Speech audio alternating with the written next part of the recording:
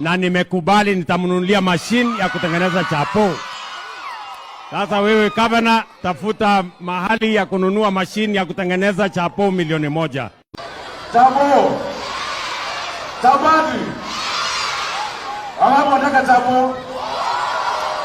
Lakini unajua hiyo chapati, unajua watoto wangapi wanalishwa Nairobi? Wale wanalisha ni wangapi? 300,000. Sasa napika chapati milioni 1. Nitaomba rais anisaidie na mashine ya kutengeneza chapo, ndio hiyo. Basi gavana ameniuliza ya kwamba ili tuongeze chapati kwa dish ya Nairobi, ninunue mashine ya kutengeneza chapo, na nimekubali nitamnunulia mashine ya kutengeneza chapo. Sasa wewe gavana, tafuta mahali ya kununua mashine ya kutengeneza chapo milioni 1. Chapo. Chapati. Wao wanataka chapo. Lakini unajua hiyo chapati, chapo. Chapati. Wao wanataka chapo.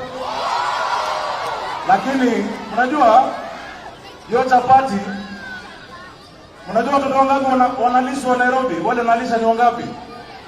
300,000. Sasa napika chapati milioni 1. Nitaomba rais anisaidie na mashine ya kutengeneza chapo, ndio hiyo.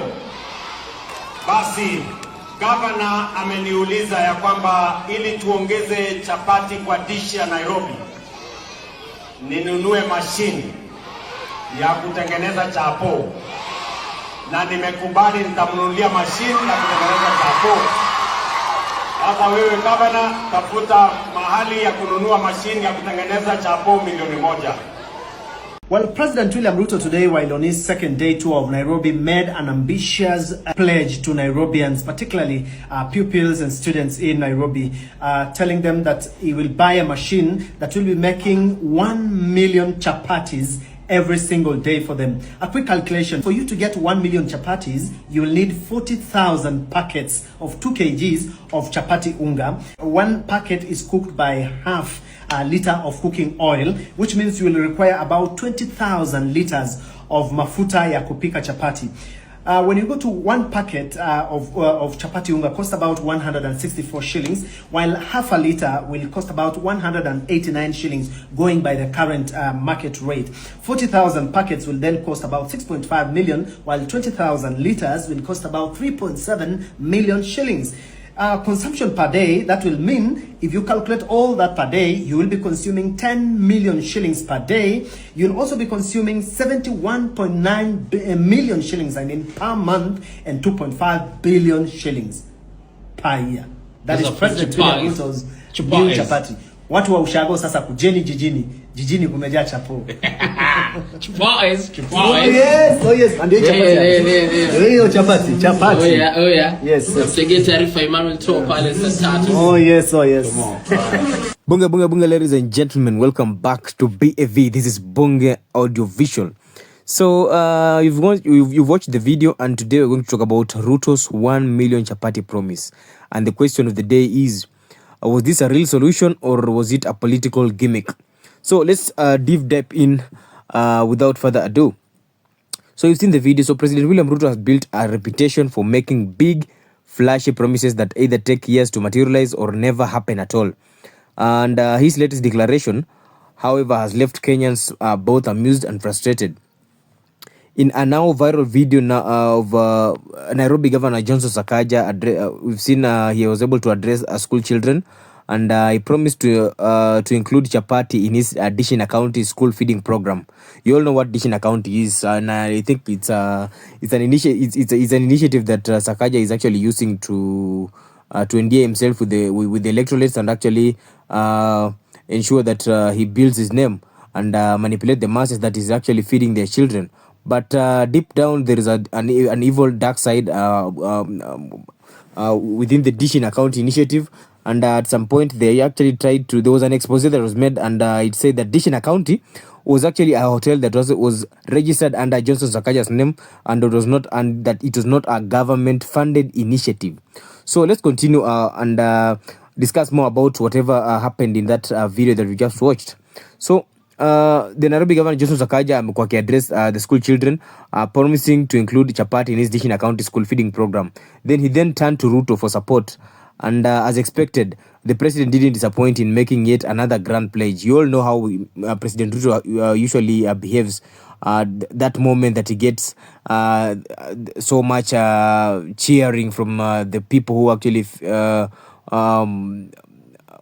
believe in the kind of statements that he makes. Whenever President William Ruto gets to a crowd that is jovial, he can just say whatever he can to ensure that he pleases the masses. And yes, this time around he never disappointed in making another grand pledge. With his usual charisma, Ruto told the excited pupils that he will buy a machine capable of making 1 million chapatis daily. Imagine, Ruto reached a point that yes, the governor of Nairobi County, that is Johnson Sakaja, it reached a point Ruto was so excited to the point that he asked Governor Sakaja to actually go and look for a machine that can be able to process 1 million chapatis in a day. Then ampigie simu, then Ruto will send the money so that they can be able to buy that kind of equipment. Imagine a machine that can be able to produce 1 million chapatis on a daily basis. Remember, Sakaja said that he has fed over 300,000 students with this additional account initiative, but Ruto is willing to go an extra mile and buy a machine that is going to produce 1 million chapatis on a daily basis.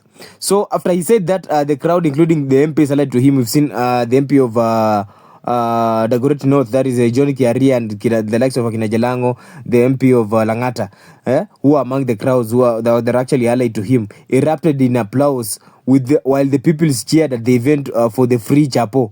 Because for now I won't blame the children, because the children, if you give them food, that's among the things that actually matter to them at this particular moment in life. But it will reach a point, I'm pretty sure they'll get to realize that at some point in life they were deceived by the president.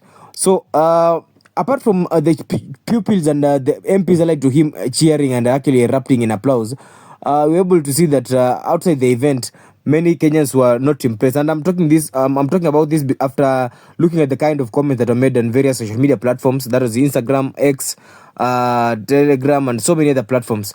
So, and also Facebook. So while the idea of feeding the children may seem noble, critics actually argued that this is yet another misplaced priority from the government of Kenya that has actually failed to address the real national issues, because Nairobi schools already have enough capitation to cater for their meals. So why is the government focusing on chapati machines instead of tackling youth unemployment, the high cost of living, or improving public services within this country? So what I can say is that Ruto's record on delivering promises has not been convincing. Since taking office, he has launched multiple high-profile projects, but many have either stalled or turned out to be ghost projects. Let me give an example of whatever I'm talking about when I say that some of them have stalled and some of them have turned out to be ghost projects. Let's talk about the road projects. We've been flagged for they have been flagged for corruption, with some highways barely completed with the funds, while funds are actually disappearing in the process. Because you've seen the guy called Merara Kebaso. He has been talking about the ghost project that the president has been doing even before he became the president of this particular country, while serving in the previous regime as the deputy president. There are quite a number of road projects that were left pending, and this really misused the taxpayers' money. So apart from the road projects, we can also be able to talk about the dam projects, which were meant to improve water supply, and they still remain uncompleted to date, with billions of taxpayer money unaccounted for. And apart from that, we also seen the electricity projects, which have been promised across rural areas, that is rural electrification projects. But power connectivity remains poor, and Kenyans continue to struggle with blackouts. Aya, tutoke hapo tuende kwa smart city projects aimed at modernizing urban centers and that have either been delayed or exist only in paperwork and press conferences. You've seen Morara Kebaso alikuwa anaenda kwa various different destinations. Ameenda paka kuonesha airstrips zenye zilikuwa zimeallocatiwa paka budget, but it's so unfortunate at this point in time in life, such kind of projects are still yet to be completed. So with all these major national issues, Ruto's focus on chapati machines seems more like a campaign style or a PR stunt than a serious policy. Because why invest in a chapati making machine while Kenyan youths struggle to find jobs and small businesses collapse under the high taxes that they are experiencing in the bounds of Kenya?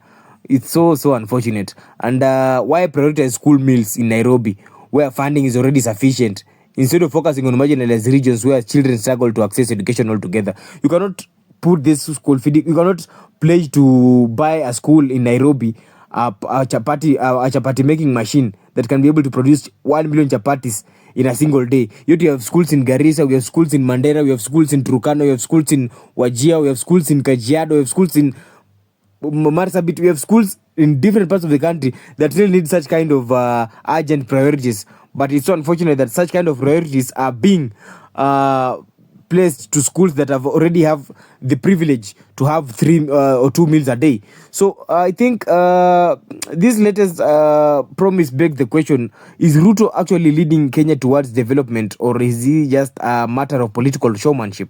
Because in this particular episode of Bunga Podcast, we are going to give you a breakdown of Ruto's long list of questionable promises, I think in the next 2 or 3 episodes, and Kenya's real economic struggles, and whether the government is truly working for the people or just keeping them entertained with empty words. So stay tuned for more updates. This is Bunga Podcast.